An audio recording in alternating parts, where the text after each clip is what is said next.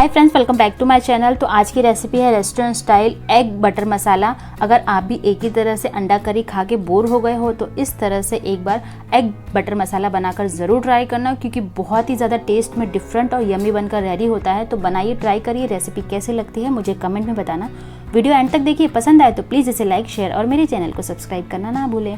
तो यहाँ पर मिक्सर जार में हम ले लेंगे टमाटर, हरी मिर्च, लहसुन, अदरक। इसमें हम डाल देंगे धनिया के डंठल, और यहाँ पर काजू मैंने 15 से 20 मिनट के लिए सूख करके रखे थे, इसके पानी के साथ ही हम डाल देंगे।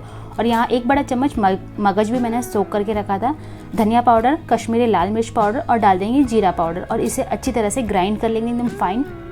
अब हम पैन में ले लेंगे बटर, और यहाँ पर उबले हुए अंडे में हम छेद करके फिर इसमें हम डाल देंगे नमक, थोड़ा सा कश्मीरी लाल मिर्च पाउडर, थोड़ा सा हम डाल देंगे हल्दी का पाउडर।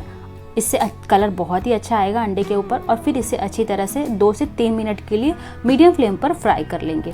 तो यहाँ हमारे अंडे रेडी हो चुके हैं। अब हम ग्रेवी रेडी करेंगे। तो इसके लिए हम पैन में ले लेंगे बटर, थोड़ा सा हम तेल डाल देंगे ताकि बटर जले ना। फिर इसमें हम थोड़े खड़े मसाले डाल देंगे। तो इसके लिए मैंने ले लिया है दालचीनी, हरी इलायची, जीरा डाल देंगे, और हरी मिर्च डाल के हम डाल देंगे अदरक ग्रेट किया हुआ, और लहसुन डाल देंगे बारीक कटे हुए, और इसे अच्छी तरह से 1.5 से 2 मिनट के लिए भून लेंगे। फिर इसमें हम डाल देंगे 2-3 मीडियम साइज़ के प्याज बारीक कटे हुए, और इसे भी हम 3 से 4 मिनट के लिए मीडियम टू लो फ्लेम पर अच्छी तरह से भून लेंगे, एकदम गलने तक। और फिर यहाँ पर आप देख सकते हो कि जो प्याज है वो अच्छी तरह से गल चुका है, ट्रांसलूशन हो चुका है।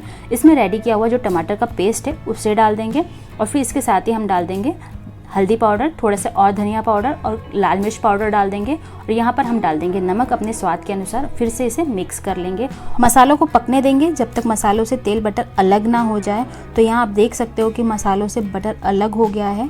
तो इसे फिर से मिक्स कर लेंगे। बहुत ही क्रीमी कंसिस्टेंसी आप देख सकते हो ग्रेवी की हो गई है।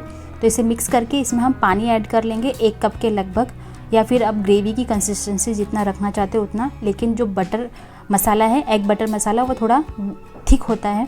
तो यहाँ पर हम 1 कप पानी ऐड करके इसे पकने के लिए छोड़ देंगे 4 से 5 मिनट के लिए।